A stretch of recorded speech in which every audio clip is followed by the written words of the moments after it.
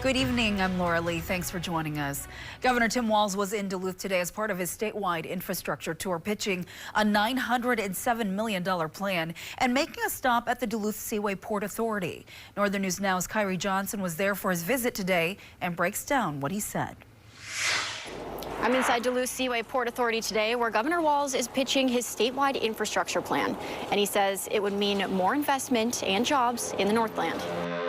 Walz says ports keep Minnesota's economy moving. Port of Duluth is a special place. It's incredibly important. It has the potential for the future to be even more so. Walz is proposing $4 million for the state's Port Development Assistance Program to help publicly owned ports with infrastructure, covering up to 80% of project costs, with the rest paid locally. This is a unique piece of infrastructure, and I think as the future goes forward and our manufacturing base continues to increase up here, which the mayor has promoted, it makes sense for us to continue to invest here. And city leaders say Duluth has room to grow. Having a port makes Duluth actually a true global nexus for commerce. And union leaders agree. This is something that is going to be very beneficial to our union members here in Duluth. It's going to put food on their table. Port leaders point to the $38 million Lakeport project to clear space for development while keeping freight moving and supporting jobs statewide. The port is an entity and it's a location, but the impacts are statewide. So,